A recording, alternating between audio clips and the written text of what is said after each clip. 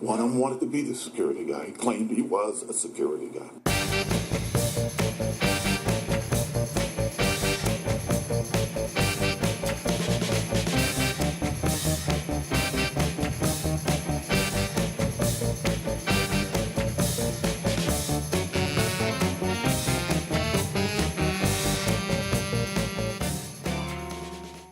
Welcome to Security Guy Radio. What's your name? Karen Evans. Karen, what's your company? Sielox. Sielox. Sielox. I know that's a fancy name put together. How? Well, there's two stories to it. One is that it came from the silica chip used on a lock back in 1979. Others say it was the standalone intelligent electronic lock. Either one of them seems to work. They're both good stories. But yeah, exactly. They're both good stories. So, where are you guys located? We're located in Runnymede, New Jersey. That's exit 3. I know exactly where that is, as a matter of fact. That turnpike's kind of a cool thing. Yes. Wait, but your whole turnaround, what is that thing called? The turn back left? You can only go left turns. Circles. Drives me nuts. But otherwise, it's a great turnpike. And what's your website? Sielox.com, www.sielox.com. Okay, so I see your tagline, innovative security management. First of all, security management, that's an oxymoron. Always has been to me, right? You know why? Mm-hmm. Because they don't go together. But you got the word innovative, and since 1979, now you have my attention. Because nobody's been thinking that way since how about 2011? I mean, we still have problems getting people to buy into what they need to do to solve these problems. All the answers are there, and your product I'm really, really interested in. I saw you guys at ASIS in Atlanta, and I swung by, but didn't have time to do a show. Tell me what this does, because it's a no-brainer to me, and I don't know why everybody's not using it. Well, this product, Sielox Class stands for Crisis Lockdown Alert Status System. Sielox Class came about from a meeting I was involved in about 3 years ago down in Georgia, where one of my partners introduced me to Red-Green Lockdown, which was the manual procedures that FEMA recommended after the Columbine tragedy. That's right, yeah. Where they would make an announcement, the teachers would lock their door and slide a color card under their door into the hallway indicating whether they had a safe room or a crisis room needing assistance. So we looked at that manual procedure and we decided that we wanted to automate it. So we came back to the office on the whiteboard to say we had some requirements if we were going to automate the process of things we wanted it to do. Number one, it had to be cost effective. 2, it was going to be simple to use, because we were going to have a lot of people interfacing with the product, unlike an access system or a video system where you're going to train 3 or 4 operators. In this product, we knew we were going to be training hundreds of people. Right. So we wanted it simple to use. We wanted it to be able to reduce the amount of time that we could notify anyone. We wanted to eliminate all visibility that the intruder or active shooter had by those cards in the corridors where people thought they were safe and secure, but somebody knows that they're actually in that room. We wanted to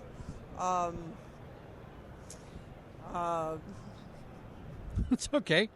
I do this every week on my show. You're solving for a crisis in a campus, mostly schools, right? This is where it's coming from. But this can also be applied to a big campus environment. I worked at Fox and Disney, right? Giant location, millions of square feet. How do you get it all under control? How do you take care of it? And it has to be a sustainably manageable system. It can't be something too complex. People can't have to train on it. Employee turnover, retraining. It's got to be something that just intuitively kind of works. And I like the color coding, and I think that's what differentiates it a little bit. Sure. Right? It's real-time status based on a color. The colors are configurable, so you can label the colors whatever you want to call them. A school that doesn't necessarily have a fight could have maintenance as a color rather than a disturbance or a room fight. In a commercial application, it could be a suspicious individual rather than a missing individual. So it's completely configurable, meeting any application. We've got it being deployed in a high-rise to address both security applications as well as maintenance. We have a state actually deploying this as a panic alarm system for state employees. I interviewed a company from Canada last year. They had an entire country for their product. It was not competitor, so I'm not going to get in trouble. It's a 3D video management. It takes all the video you have, puts it into a 3D map. Mm-hmm. Whole country wired it. That's how scalable this stuff is. That's very impressive. Most of our deployments have been to schools, single deployments or district-wide deployments. So tell me how it works. On Security Guy Radio, we like to speak to my 14-year-old nieces and nephews. We talk down because the big guys can get it. So let's turn it into something they're going to understand because they're in school. How's it work? Sure. It's a browser-based product. Is it on the cloud, by the way? It is not. I am not hosting this product. We support WAN, LAN, Wi-Fi, and high-speed cell communication simultaneously. But we recognize that in almost every major incident that ever occurred, the internet and the high-speed cell was down just because of the volume of traffic That's exactly across right. of it. That's brilliant. And we'll see what I think about that. We really want this to be a site deployment so that the school or facility can back it up with their generators or UPS, maintain those local communications on their LAN and their Wi-Fi, even if the WAN or high-speed cell has gone down on them. Any individual can be an initiator or a responder, depending on their login that they've been provided. Initiator has the colors available to them to choose the status of their particular location. They can relocate to another location, check in with the status. Is it mobile, by the way, for the phone? We support any device that can access a URL. So whether it's a desktop, laptop, tablet, smartphone, really doesn't matter to us. It's transparent. It could be a patrol vehicle laptop on the police cruiser. So any device can be initiating or receiving. So I'm going to ABC Elementary School. I have Sielox inside my school on my system. It's going to be at the desk of the administrator. The principal's going to have it. Teachers in the classroom may have it on their desktop computers. Teachers could also have it on their phones. Kids could have it on their cell phone. They could, but probably not. Now, I am a proponent that they should. Tell me why probably not, though. Well, a lot of the schools require the kids to turn their phones off. Exactly, right? There's a tool that if we utilized your system, we'd have better coverage and better safety. So I believe that they should have the phones on. As long as it can work, I think that process and policy will catch up with people and they're going to change it. I mean, if all the kids in the school had Twitter on during Columbine and tweeted, "Don't go here," different outcomes. See what I'm saying? So, okay, so go ahead. So we got it on those systems, and some parent in a divorce comes into class and wants to steal a kid. And the teacher's going to walk over to her terminal. She's going to get on her phone. What's she going to do? She can choose he or she can choose the status of the color for their location. Red's probably bad. So they could signal red. Red now might be sending email or text alerts out to the SRO, principal, or anybody on the email alert list based on that color change in that particular location. So, and you're going to configure as the end user, you're going to say red means life or death, maybe, for example. Right. And now the people, they're seeing red. They don't have all the details yet, but at least people are moving to that location to solve the problem. Right. So what we could be pushing email or text alerts out. We could be popping up alarms. We could be triggering the closest IP camera in that particular area to give us real-time visual. And does that feed come into the system then and right come up on the same desktop? browsing windows that the class appliance is deployed on? Okay. Devil's advocate. I'm the bad guy. I break in. Teacher pushes the button. Can we say, don't send the video feed to that terminal? Because the guy knows he's on camera now. It might. Yeah, the video feed would typically be going to responders and not initiators. Okay, good. Now, can it be sent outside your system?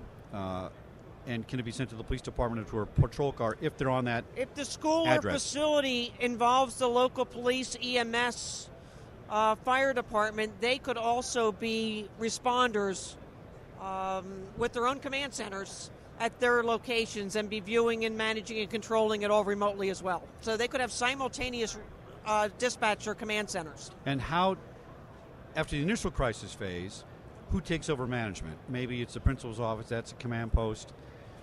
What do we put into the system then to update followers? I mean, are we going to send out an alert that says, okay, everybody in a green room, leave this way, go, here's directions to evacuate or do whatever. We can chat information back to any one or all of the initiators to communicate information to tell them what to do, how to respond, where to wait, whether to evacuate or not, that the nurse is on the way or EMS or whatever the status or condition is or alert level change that is going on. Any of that information can be communicated back. Now, is it a silent alarm, so to speak, or could you integrate it with lights, the fire bell alarm system? It can be completely silent, or it can be fully integrated. It's all configurable to meet the standard operating procedures of the local site, so they don't have to adapt their procedures to the product, just enhance their existing procedures. Mostly schools, right? Mostly schools. Give me an application that's not a school. A high-rise might be an application? High-rise might be an application, maybe a hospital and all the cash hospital. locations Yeah, in a hospital hospital. would be good. Yeah. Maybe all the stores in a mall. Yeah. Any facility where you would want to know that there's a status change and what that status change is based on a color condition, that's all configurable. And we're here at ISC West, so we're thinking security.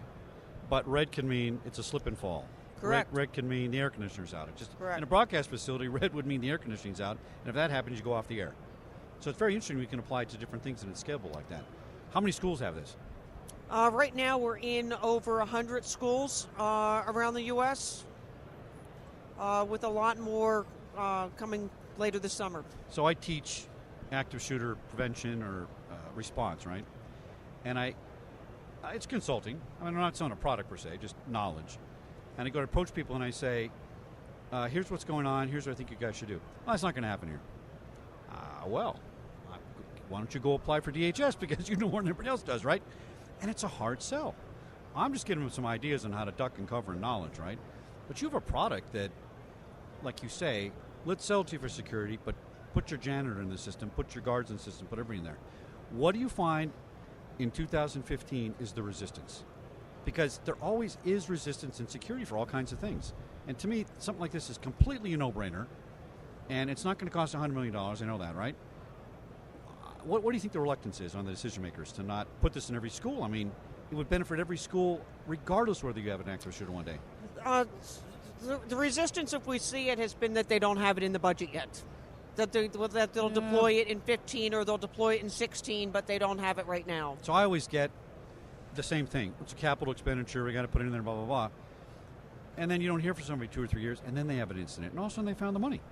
Oh, look at that. Must have been in your bottom drawer. I guess you didn't know it was there, right? What about some states where they have, and I think Wyoming was one of them.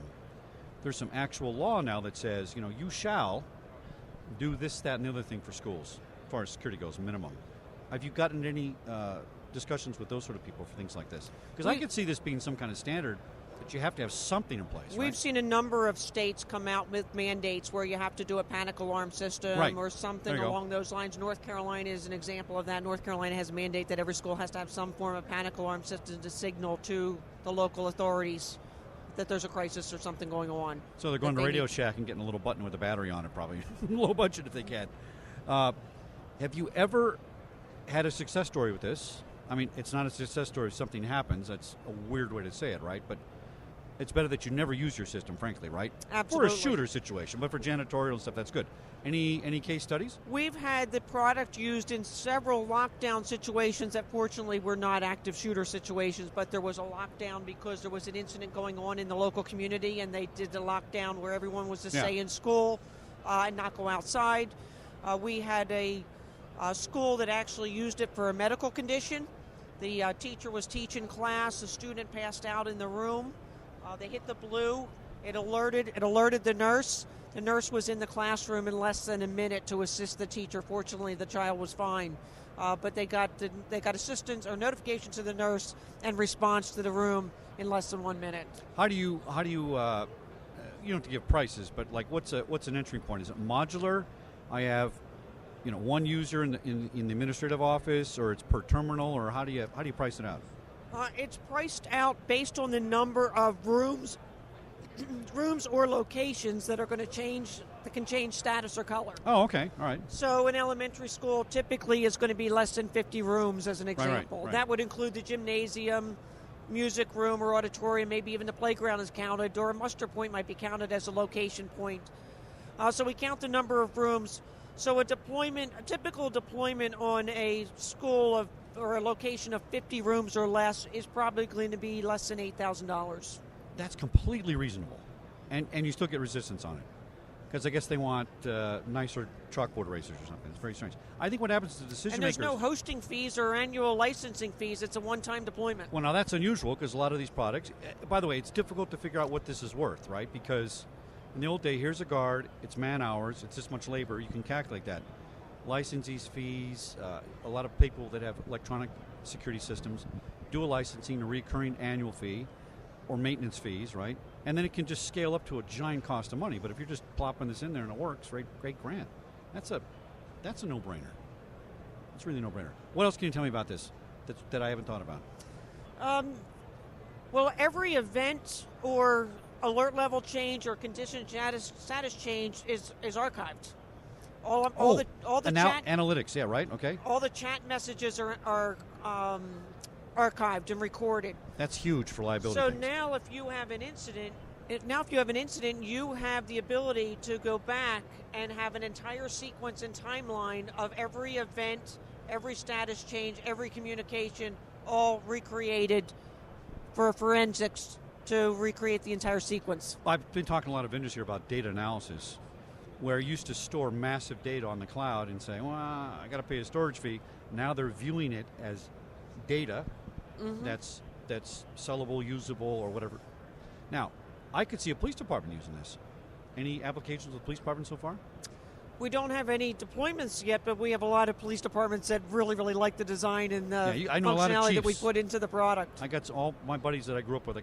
Now they're chiefs, right? When I was a young policeman, I want you to call me after the show because I'm gonna turn you on to those guys, because most police systems, there's one or two of them out there, are just kind of complicated and But if you were the small police department like Burbank, and you had 5 or 6 schools in the city, and you use this thing together, it'd really be very powerful application. Oh, yeah, because the police get instantly at their fingertips the real-time status of any change, so they know exactly where to deploy their resources. And cops love that. They like to know where they're going. Yeah, so they get critical situational awareness. They know immediately where to go, and time really is going to save lives. Well, this has really been interesting. Anything you want to ask Security Guy Radio? Have I covered everything? I think you've covered everything. All right, great. Give us your website again. www.Sielox.com. All right, thank you very much. Thank you.